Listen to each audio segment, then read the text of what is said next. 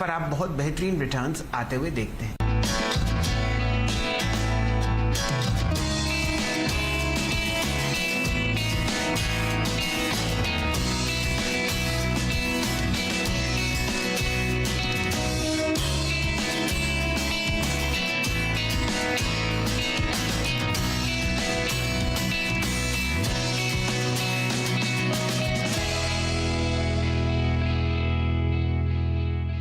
नमस्कार शैल जी और तमाम दर्शकों को भी। तो जैसे कि हम सब जानते हैं कि बाजार की बारीकियों और निवेश को लेकर तमाम स्ट्रैटेजीज हम आपको बताते हैं फायदेमंद फंड्स में। लेकिन चलिए, विनय और दर्शनी गोगना जिनका पोर्टफोलियो हमने लगभग 1.25 साल पहले बनाया था, वो कैसा परफॉर्म कर रहा है, कौन कौन से फंड्स हैं वो देख लेते हैं।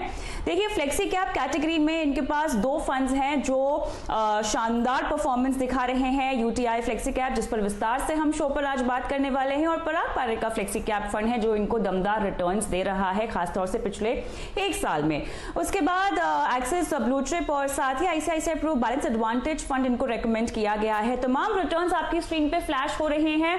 और आपको बता दें कि विनय और दर्शनी ने अपने बेहतर भविष्य के लिए, यानी अपने रिटायरमेंट के साथ साथ अपने बच्चों के सुरक्षित भविष्य के लिए ये पोर्टफोलियो बनाया है और इसमें लगातार अनुशासित तरीके से निवेश कर रहे हैं। शैल जी,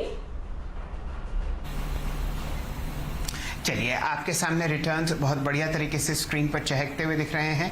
ये एक इतना बेहतरीन पोर्टफोलियो है जो आप रेप्लिकेट कर सकते हैं अपने पास। और साथ ही साथ यहाँ पर अहम एडवाइस इस लेवल पर जो आपको मार्केट दिख रहा है ये है कि आप निवेश तो करें लेकिन उसको एसआईपी के जरिए से करें। चलिए, अब ऐसा करते हैं, जुड़ते हैं अजय त्यागी साहब से।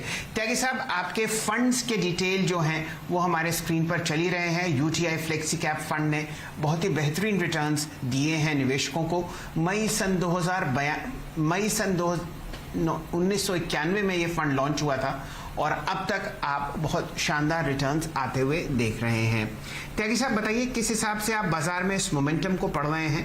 हमारे सामने निफ्टी का IT index, pharma index, Nifty खुद और कुछ और इंडिसेस अब रिकॉर्ड लेवल्स पर हैं। क्या ये चिंता का विषय है या यहाँ पर अभी भी आपको मध्यम समय में अच्छा मोमेंटम आता हुआ दिखता है?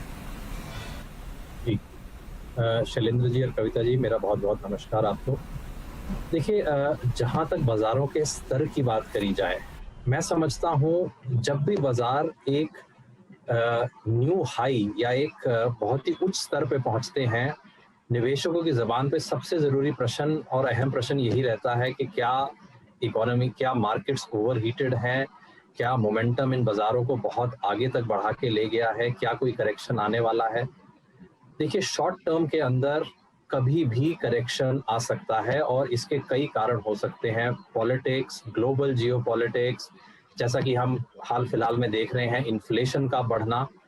लेकिन मैं ये ज़रूर एक बात कहना चाहता हूँ कि मध्यम से लंबे समय के अंदर हर निवेशक को ये देखना है कि जिस इकोनॉमी के अंदर और जिस इकोनॉमी के बाज़ारों में वो निवेश कर रहे हैं, वो इकोनॉमी कितनी मजबूती से और किस विकास दरों से आगे बढ़ने वाली है।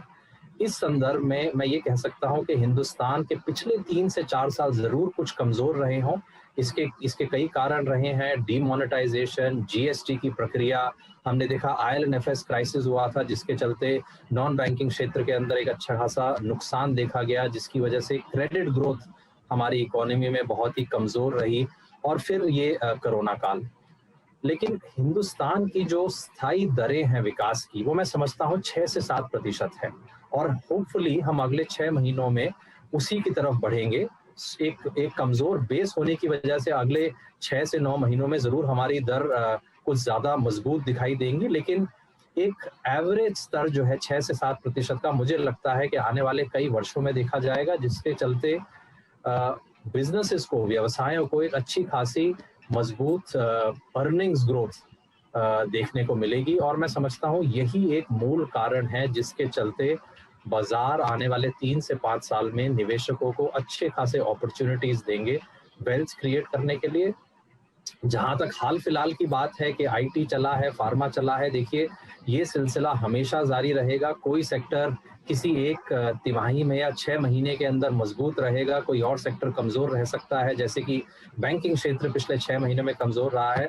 लेकिन हमारा जो पूरा का पूरा ध्यान है वो केंद्रित रहता है कि ऐसे कौन से व्यवसाय हैं, सबसे पहले ऐसे कौन से क्षेत्र हैं और उन क्षेत्रों में ऐसे कौन से व्यवसाय हैं जो दीर्घ काल में एक बहुत ज़्यादा मैं कह सकता हूँ कि एक हाई क्वालिटी बिजनेस के रूप में सामने आए हैं और जिनकी विकास दरें भी मजबूत रहेंगी, उनको सामने रखते हुए हम अपने पोर्टफोलियो का निर्माण करते हैं। जी। तो ये बताइए त्यागी साहब, आप पिछले 2 दशक से ज़्यादा यूटीआई एएमसी से जुड़े हुए हैं।